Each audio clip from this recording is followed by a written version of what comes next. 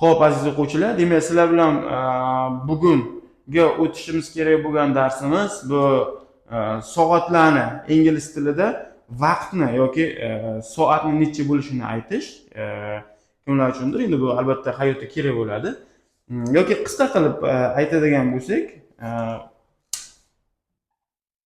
what time is it?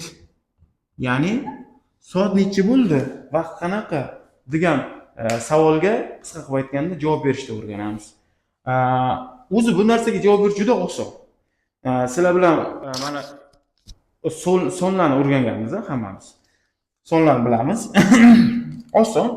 Misol uchun olaylik, hozir ayni paytda olaylik kimdir sizdan vaqt so'radi va soat qanaqadir 7 dan misol uchun olaylik 10 ta o'tdi.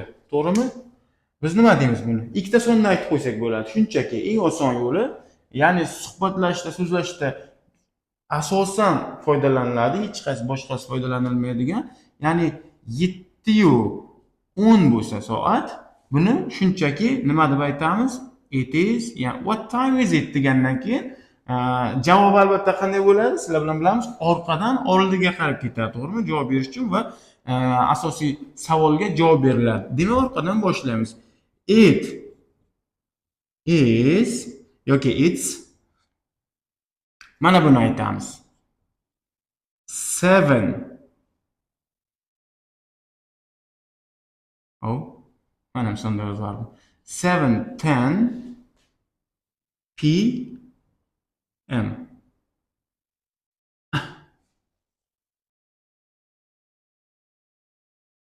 Xo'p, bu bitta eng oson yo'li. Mana shunaqa qilib vaqt aytishdan qutulsalaring bo'ladi.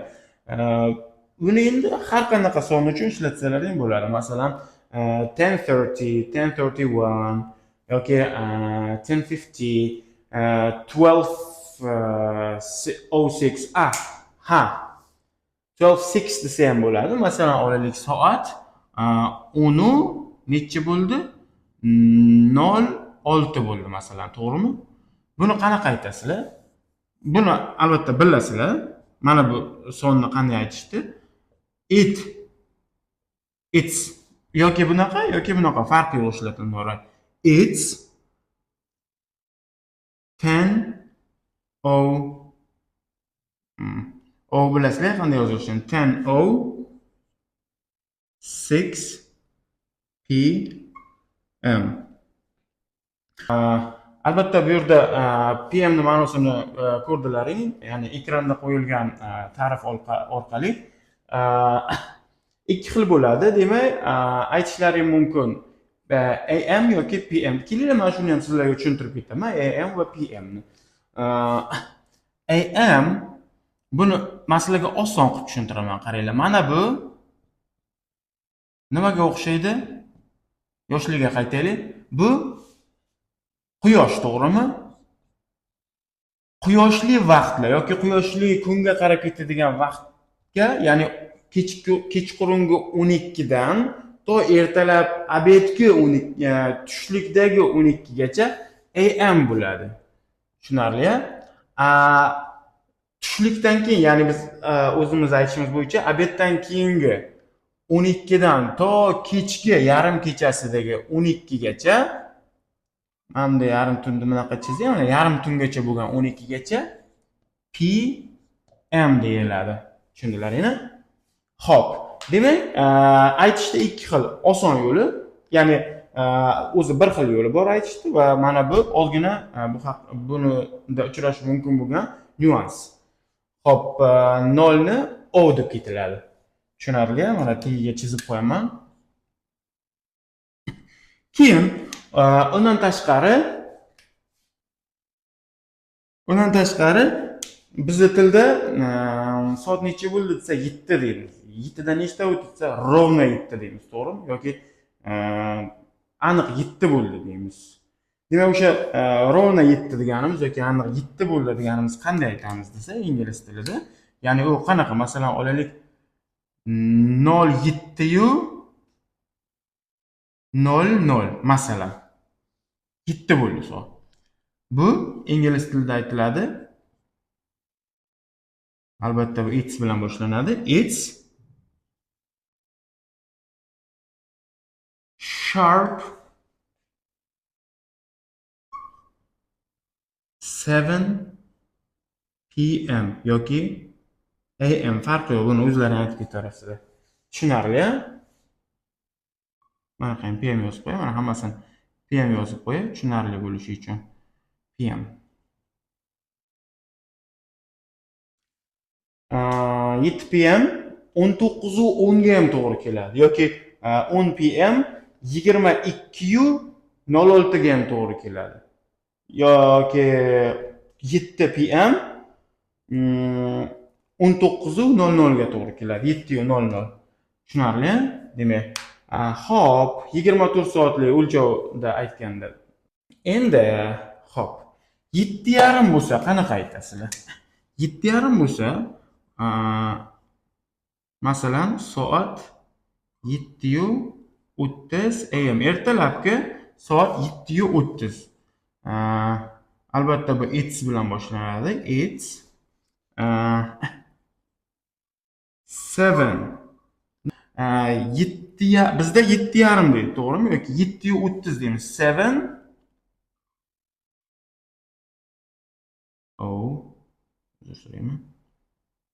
30 am.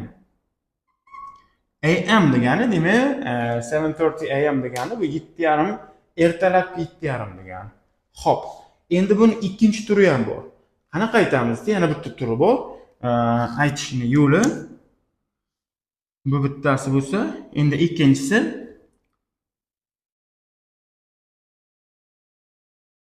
it's half past 7. Demak, half degani, mana bu half ma'nosi yarim degani. Yarim. Past degani o'tdi.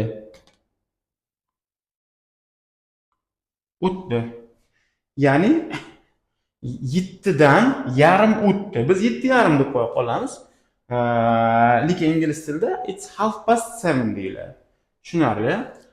Endi xuddi mana shunaqa formatda aytishning boshqa yo'llari ham bor. U formatda aytish qanaqa bo'linadi? U formatda aytish soatni 2 ga bo'ladi yoki 4 ga bo'ladi. Xo'p, 2 ga bo'lishi masalasida kelsak, to 30 gacha, ya'ni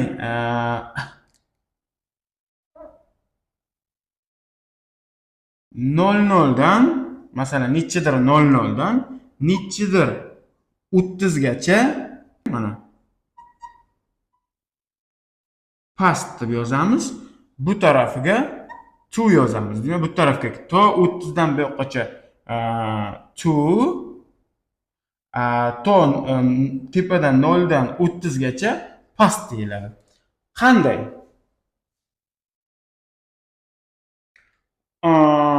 Masalan olaylik, 6 yoki 9:15, to'g'rimi? 9:10 deylik. It is 10 minutes past 9. Bo'lma degani 9 dan 10 daqiqa o'tdi degani.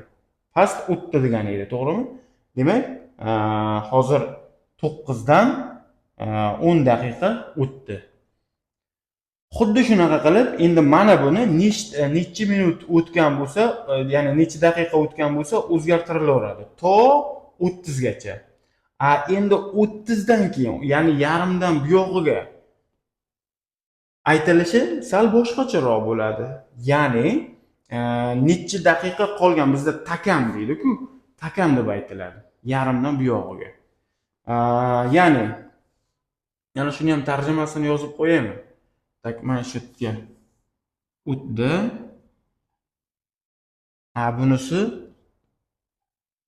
takam. Masalan, bizda 10 takam 8 deymiz, to'g'rimi? Masalan, 750 bo'lgan bo'lsa, 10 takam 8 deymiz. Yo 9 dan 45 ta o'tgan bo'lsa, 15 takam, yo 9 dan 55 ta o'tgan bo'lsa, 5 takam 10 deymiz. Xuddi mana shunaqa ingliz tilida ham shu format bor. Ya'ni aytamizki, olaylik 955 bo'lsa, mana bu yoqda 955. 955 bo'lsa, demak, soatimiz, biz aytamiz buni